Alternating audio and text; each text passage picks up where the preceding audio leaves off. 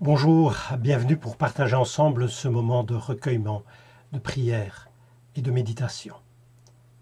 En ce dimanche de Pentecôte, nous nous retrouvons une fois encore au travers de cette vidéo. Bientôt, nous l'espérons, nos églises pourront se réouvrir.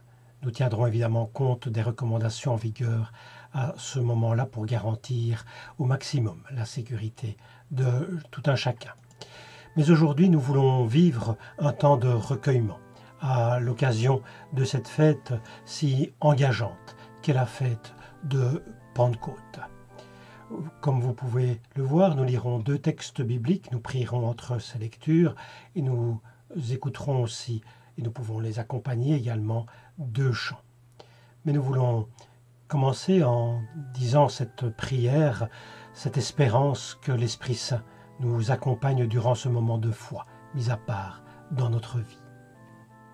Nous lisons ce récit de Pentecôte dans le livre des Actes des Apôtres au chapitre 2, les 11 premiers versets. Quand le jour de la Pentecôte arriva, les croyants étaient tous réunis ensemble au même endroit. Tout à coup, un bruit vint du ciel, comme un violent coup de vent. Il remplit toute la maison où ils étaient assis. Ils virent apparaître des langues pareilles à des flammes de feu. Elles se séparèrent et se posèrent une à une sur chacun d'eux.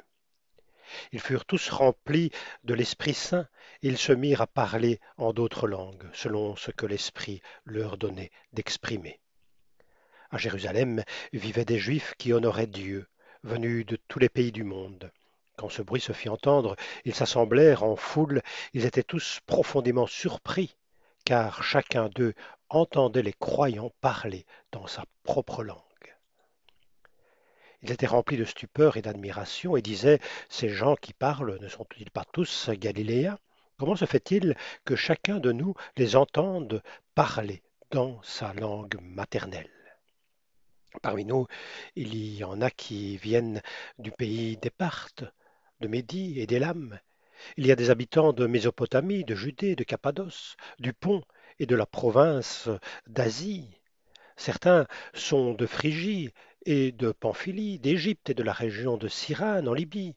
D'autres sont venus de Rome, de Crète et d'Arabie. Certains sont nés juifs et d'autres se sont convertis à la religion juive. Et pourtant, nous les entendons parler dans nos diverses langues des grandes œuvres de Dieu. Nous voulons poursuivre par la prière. Saint-Esprit, au commencement, tu planais sur les eaux. Tous les êtres ont pris vie par ton souffle. Sans toi, tout être expire et retourne au néant. Viens en nous, Esprit Saint. Saint-Esprit, sous ton inspiration, les prophètes ont parlé et agi, revêtus de ta force. Ils ont alors rendu témoignage à ta parole. Viens en nous, Esprit Saint. Saint-Esprit, tu es descendu sur les apôtres, tu as parlé en eux et par eux. Ils ont rendu témoignage au Christ et à sa résurrection devant les rois et devant les peuples. Viens en nous, Saint-Esprit.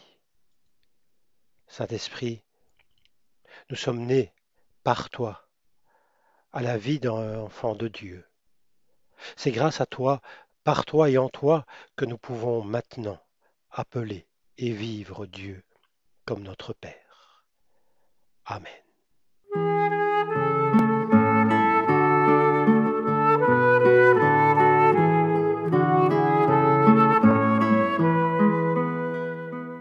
Jean chapitre 20, versets 19 à 22.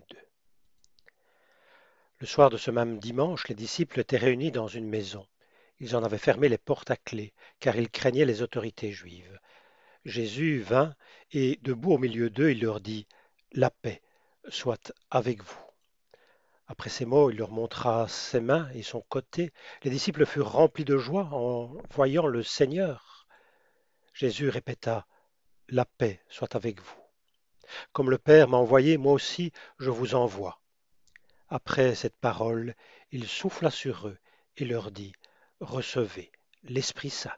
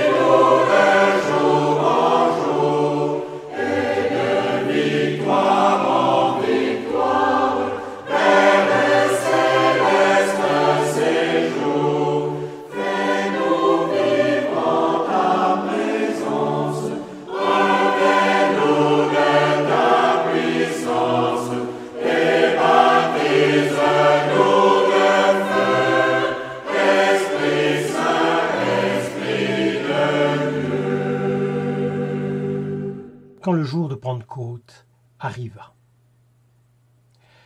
L'épisode du livre des Actes des Apôtres, le chapitre 2 dont nous avons fait la lecture, parle d'une fête juive, en fait, la Pentecôte.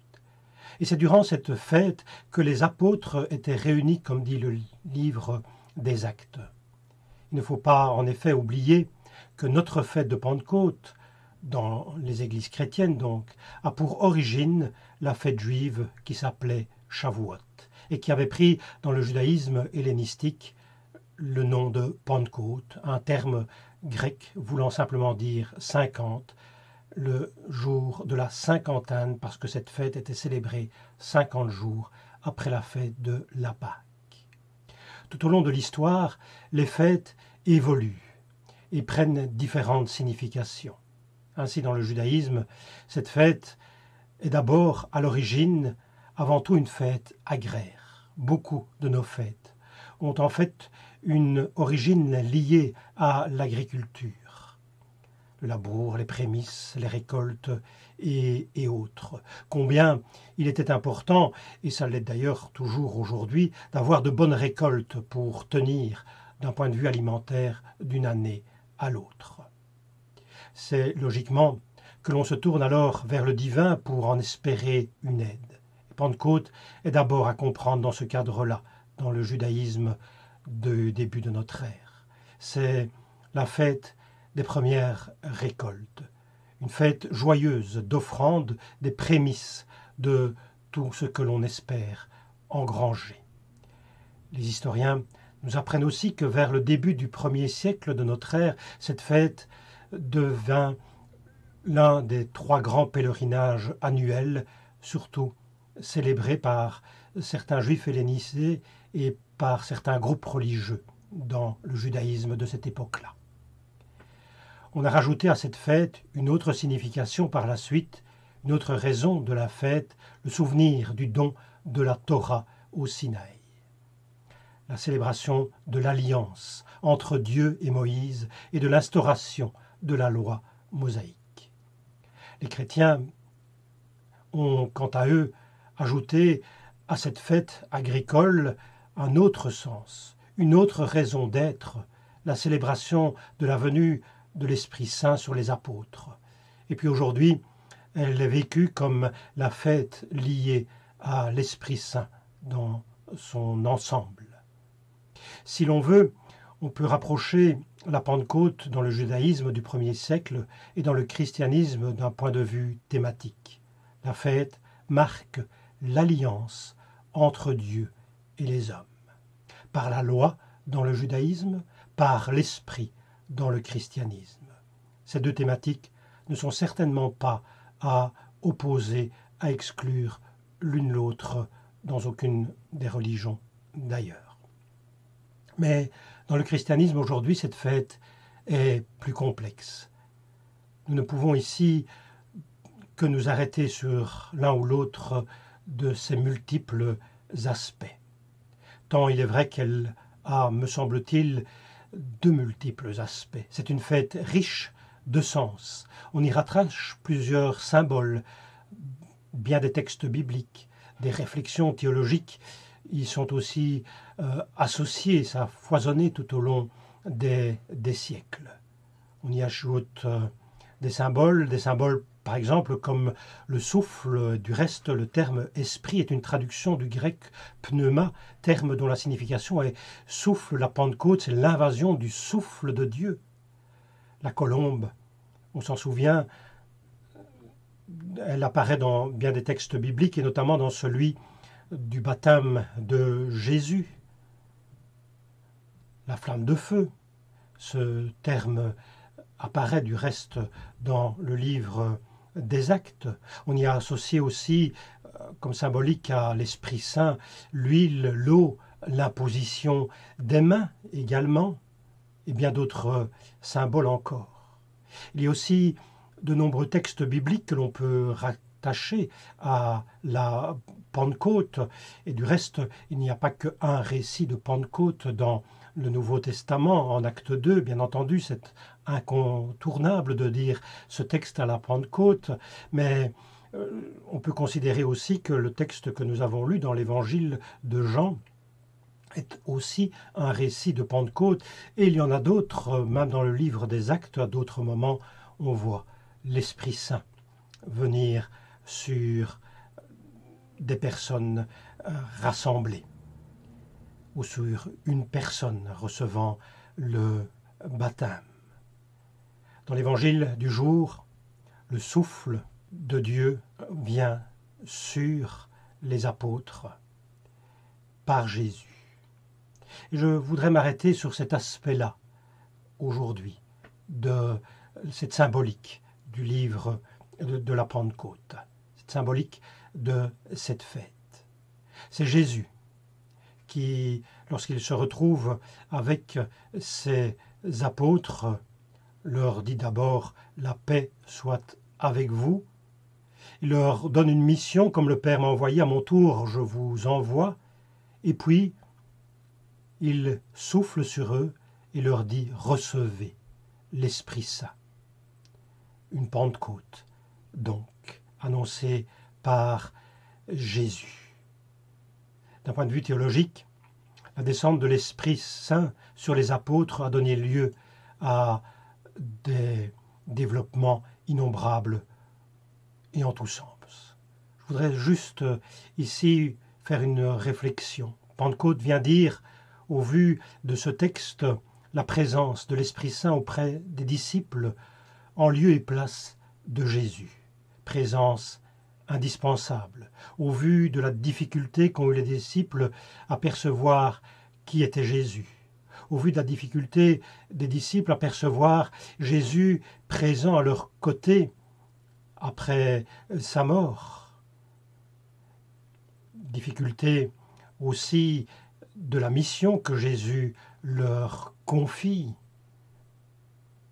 Allez, faites de toutes les nations mes disciples, leur dit-il, ou encore ici dans ce texte de l'Évangile, à mon tour, je vous envoie. Les disciples ont une mission à remplir. Mais ils sont au point de départ enfermés, nous dit le texte de l'Évangile. Ils vont s'ouvrir au monde pour dire et vivre le message. C'est ça leur mission, s'ouvrir au monde pour porter le message de l'Évangile au monde. Dans le sens qu'ils doivent vivre et agir, ils doivent dire l'Évangile et le vivre concrètement dans leur existence. Ainsi, il me semble que Pentecôte célèbre le souffle de Dieu, le souffle qui animait Jésus de Nazareth, le souffle qui anime l'Église, le souffle qui nous incite à vivre l'Évangile, l'entendre et le vivre. Certes, qui dira que l'Évangile est facile à entendre? Qui dira que l'Évangile est facile à vivre? Personne, certainement. Mais il me semble que Pentecôte est un rappel, une incitation, une secousse qui nous est donnée pour nous aider à revenir à l'essentiel de notre foi vécue dans notre monde aujourd'hui. Une interpellation forte, une relance, une piqûre de rappel pour nous dire « Allez, c'est possible de vivre au moins un petit peu d'évangile aujourd'hui. » En cette période où l'on parle de déconfinement, où l'on s'interroge sur notre manière de vivre, où l'on s'interroge sur les valeurs à mettre en action dans notre société, où l'on se demande si quelque chose va changer, et puis surtout dans quel sens cela va changer, plus que jamais, l'Évangile peut être une source d'inspiration. L'Évangile avec ses paroles de fraternité, de partage, l'Évangile avec ses appels à la justice sociale en particulier, ses appels à la paix, au pardon, à l'amour inconsidérable. L'Évangile peut être si dur à vivre, mais dont il est possible d'au moins essayer quelques pas sur ce chemin d'aventure. Alors oui, laissons-nous aujourd'hui dans notre situation, laissons-nous être inspirés par l'Esprit Saint, laissons-nous être inspirés comme si nous recevions une grande bouffée d'air frais. Amen.